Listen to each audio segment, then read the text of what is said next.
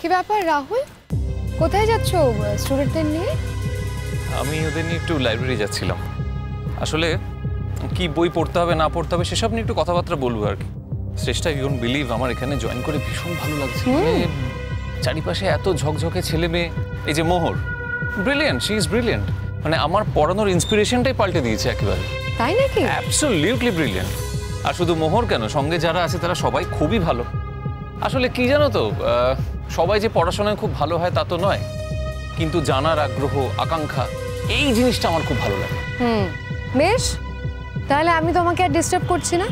Actually আমাকে management থেকে বলেছিল আজকে তোমার প্রথম দিন, তোমার কোনো অসুবিধে হচ্ছে কিনা সেটা দেখার জন্য।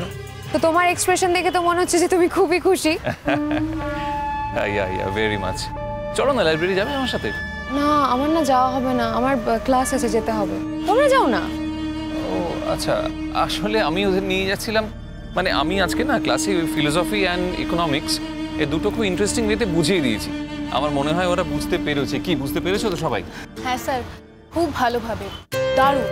আপনি বোঝালেন বলে পুরো বিষয়টা জলের মতো সহজ মনে হলো। যখন আমি একা একা পড়ছিলাম পুরো ডিফিকাল্ট লাগছিল। আর স্যার, আমরা কিন্তু কেউ মোহরের মতো ভালো নই, তবে আপনি যেভাবে বুঝিয়ে আমাদের পড়ালেন আমাদের কিন্তু খুব ভালো লাগলো। মানে যেরকম ভেবেছিলাম বিষয়টা কঠিন হবে, বিষয়টা কিন্তু ততটা কঠিন নয় আমাদের কাছে। আমরা এখন ওইসব রেফারেন্স নিয়ে আলোচনা করতে যাচ্ছি। দরকার হলে আমি কিছু নোটস তোমাদের দিয়ে দেবো, সেগুলো ভালোভাবে মনে গেঁথে যাবে। রাত্রিবেলা ভালো করে পড়াশোনা করে নেবে, আর তারপর কালকে আবার আমরা এইসব বিষয় নিয়ে ডিসকাস করব। বুঝতে সুবিধা হবে, দেখবে সত্যিই সুবিধা হবে। হ্যাঁ স্যার, তাহলে তো খুবই ভালো হয়। প্রত্যেক দিন যদি আমরা এইভাবে অল্প অল্প বিষয় নিয়ে আলোচনা করি, বা প্রত্যেকটা দিন যদি এই ডিফিকাল্ট বিষয়গুলো নিয়ে আলোচনা করি, তাহলে আমরা যখন নোট বানাবো তখন পুরো ব্যাপারটা খুব ইজি হয়ে যাবে। Right right right. বেশ, তাহলে আমি ক্লাসে গেলাম, তোমরা কন্টিনিউ করো। ওকে, সি ইউ। এই মোহর শোন, বলছি স্যার কি ভালো তাই না? শঙ্কর স্যারও কিন্তু ভালোই পড়াতেন, কিন্তু শঙ্কর স্যার এতটা রাগী, এতটা রাজবাড়ি, মন খুলে না কোনো কিছু জিজ্ঞাসা করতে পারতাম না, ভীষণ ভয় করতো। স্যার তো টিচার হিসাবে খুবই ভালো, আর কিরকম মজার মানুষ বল। এই যে বলছেন পিকনিকে নিয়ে যাবে, লাইব্রেরিতে নিয়ে গিয়ে পড়াবেন, আমার কিন্তু খুব ভালো লাগছে, আমি কিন্তু খুব এনজয় করছি। চল চল। মোহর, আরে কি দেখি, ওটো। ঠিক আছে স্যার, ঠিক আছে ঠিক আছে স্যার, আমি ঠিক আছে স্যার, একটু দেখে শুনে চলতে হবে তো। আমি ঠিক আছি। ওই আমি দেখতে পাইনি, একটু ওখানটাতে উঁচু ছিল, আমি হোঁচট খেয়ে পড়ে গেছি। দেখি কোথাও লেগেছে কিনা, দেখি ভালো করে। আরে দাঁড়াও না, দেখি লেগেছে কিনা কোথাও। না স্যার, আমার লাগেনি, আমি একদম ঠিক আছি। এই জাস্ট একটু জাস্ট পড়ে গেছিলাম বলে। তোমাদের এটাই মুশকিল, জানো তো। আমি স্যার হলো রক্ত মাংসের মানুষ, তো এত নানা করার কি হয়েছে? দূরে ঠেলে দেওয়ার কি হয়েছে? দেখতে দাও কোথাও চোট লেগেছে কিনা, দেখতে দাও ভালো করে। স্যার স্যার, আমি বলছি তো আমি ঠিক আছি, আমার কোথাও লাগেনি, একদম ঠিক আছে। আপনি ছাড়ুন, এই তো একটু জাস্ট লেগে গেছে, বিশ্বাস করুন আমার কোথাও লাগেনি সেইভাবে। আচ্ছা ঠিক আছে, আমার মনে হয় লাইব্রেরি চলো, ওখানে গিয়ে বসে দেখি, যদি ওষুধ লাগে তো লাগিয়ে দেবো। স্যার আমার কোথাও লাগেনি, আমার সত্যিই কোনো ওষুধের দরকার নেই। না চলো এসো, আমি ধরছি, আমি তোমাকে নিয়ে যাচ্ছি। না স্যার, আমি পারবো, আমি করে নিচ্ছি। না না, তোমার চোট লেগেছে না, আমি হাত ধরে নিয়ে যাচ্ছি, অসুবিধা নেই কিছু। না না, অসুবিধা হবে না, আমি একাই পারবোই তো, শাশ্বতী আমায় হেল্প করবে। স্যার আপনি প্লিজ ব্যস্ত হবেন না, আমি একদম ঠিক আছি। ওকে চলো এসো।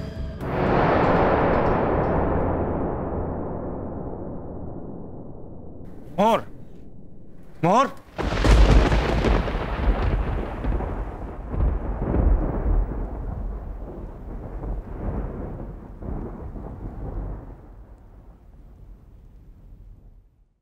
ছেলেমেয়েরা কিন্তু খুব খুশি। দেখলাম তো রাহুলের মতন একজন টিচারকে পেয়ে ছেলেমেয়েরা কিন্তু সত্যিই খুব খুশি। দেখলাম সবাই আনন্দে আছে। এই তো রাহুল মোহর আর কয়েকজনকে নিয়ে লাইব্রেরির দিকে গেল। রাহুল নাকি একটা খুব কঠিন বিষয়ে ওদের খুব সহজ করে বুঝিয়ে দিয়েছে, সেটারই রেফারেন্স দিতে নিয়ে গেল। ওরা নাকি সেখান থেকে নোটস বানাবে। রাহুলের পড়ানোর ধরনটা চিরকালই এতটাই ভালো যে ছাত্রছাত্রীরা এতটা কমফোর্টেবল ফিল করে। বাই দ্য ওয়ে, তুমি কি মোহরকে ডাকছিলে? না ঠিক আছে। না, মোহর তো বলছিল যে ওর নাকি ভীষণ ভালো লেগেছে। আমি তো ওদের সাথেই ছিলাম, রাহুলের সঙ্গে। আসলে ওই জেঠুমনি আমাকে পাঠিয়েছিল খোঁজ নিতে যে রাহুলের কোনো অসুবিধা হচ্ছে কিনা।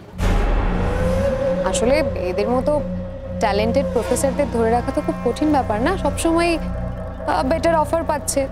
যদি ওর পছন্দ হলো, ইচ্ছে হলো, হয়তো ছেড়ে চলে যেতে পারে। তবে ও যে আমাদের ইউনিভার্সিটিতে জয়েন করেছে, এটা কিন্তু আমাদের জন্য একটা ভীষণ বড় ব্যাপার। তবে আমার কি মনে হয় বলো তো, ও যদি আমার বন্ধু না হতো তাহলে হয়তো ও এই কলেজে জয়েন করতো না।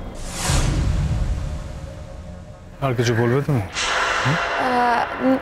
না মানে ওই আর কি, মানে রাহুল আমাদের ইউনিভার্সিটি জয়েন করেছে, তুমি তাতে খুশি হওনি শঙ্খ? মানে হ্যাপি হওনি? হ্যাঁ, হ্যাপি না হওয়ার কি আছে? ইউনিভার্সিটি ছেলেমেয়েরা যদি এতে খুশি হয়, it's good for university, right? তবে আমার মনে হয় যে রাহুল যেন শুধুমাত্র লেখাপড়া নিয়ে এখানে থাকে। মানে আসলে রাহুল লেখাপড়ার বাইরেও তো অনেক রকম কাজকর্ম করে, সে খবরটা আমারও জানা আছে। ইউনিভার্সিটিতে একটা স্ক্যান্ডাল হয়েছিল অনেকদিন আগে, সেখানে ওর সঙ্গে আমার খুব ফাইট হয়েছিল ওই মেয়েটিকে নিয়ে। এটি মেয়েকে খুব অসম্মান করেছিল, সেটা নিশ্চয়ই তোমার খুব অজানা নয়। কাম অন শঙ্খ, ওটা আমাদের স্টুডেন্ট লাইফ ছিল, একটা ভালনারেবল এজ, অনেক সময় তো ভুল হয়ে যায়। কই তারপর তো এতদিন ধরে ও স্টুডেন্ট পড়াচ্ছে, কখনো তো এরকম আর কিছু শোনা যায়নি। ওটা ছেড়ে দাও, ওটা একটা যাই হোক। তুমি না এইগুলো আবার মোহরকে বলতে চাও না, আফটার অল মানে ও তো মোহরের টিচার, প্রফেসর না। শোনো শ্রেষ্ঠা, ওটুকু পরিমাণ বোধ আমার আছে, কোথায় কি বলতে হয় নাম হয়, that I know very well. হ্যাঁ মানে আমি জানি সেটা। আচ্ছা, আমি দেখলাম তুমি মনে হয় মোহরকে ডাকছিলে, ডেকে দেবো? মানে কাউকে পাঠিয়ে কি বলবো? আমি কি সে কথা বলেছি নাকি? বলেছি সে কথা? আমার মোড়ের সাথে একটা দরকার ছিল, সেটা পরে বললেও হতো। যাই হোক, এখন সামনে নিয়েছে। হ্যাঁ মানে রাহুল না থাকলে সামলাতে পারতো না, রাহুলকে ওই হাতটা তখন ধরলো বলেই। মোহরকে একটু বলো শঙ্খ যে দেখে শুনে চলাফেরা করতে। আসলে ওই পড়াশোনার কথা শুনলে এত এক্সাইটেড হয়ে যায় না, দেখছিলাম তো কনস্ট্যান্ট রাহুলের সাথে বকবক করে যাচ্ছে।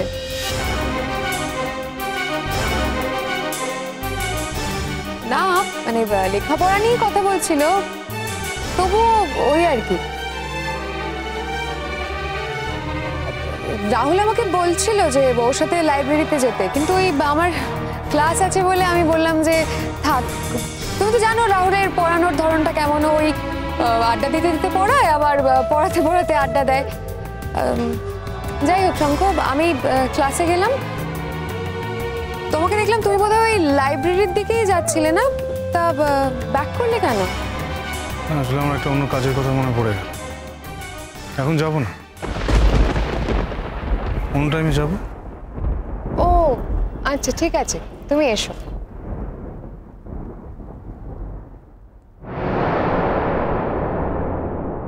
বুঝতে পেরেছি তোমার কোথায় ঘা লেগেছে শঙ্খ। তোমার জন্য এতদিনে একটা জম্পেশ ওষুধ বার করতে পেরেছি, দেখো এবার কেমন লাগে। অনেক জ্বালিয়েছো তুমি আমাকে, এবার তুমি নিচে চলো, দেখো না, দেখো কিরকম ছাড়খাড় করে দিত আমার ভালোবাসার সংসার। মোরকে আমি ডাকলাম, অথচ শুনতেই পেল না। ওকে হোঁচট খেতে দেখলাম বলি তো দূর থেকে চিৎকার করে ডেকে ফেলেছি, তা নাহলে হয়তো এভাবে ডাকতাম না। কিন্তু আমি আবার কাছে যেতে পারলাম না কেন? আচ্ছা আচ্ছা, সত্যি কি মোর রাহুলের পড়ানোতে এনগ্রস্ট হয়ে গেছে?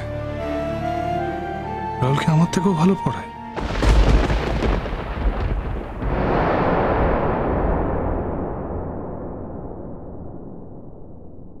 ওই যে ও হোঁচটটা খেলো, রাহুল হাত বাড়িয়ে দিল, এত কি বেশি হোঁচট খেয়েছিল যে কারোর হাত না ধরলেও চলতো না? নাকি নাকি all of a sudden Rahul হাতটা এগিয়ে দিয়েছে বলেই তারপরে তো হাত ছাড়িয়ে নিল। না না না না, আমি এসব কি ভাবছি মোর সম্পর্কে। She loves me, she loves me a lot. আমি জানি ও আমাকে আমাকে কতটা ভালোবাসে, কিন্তু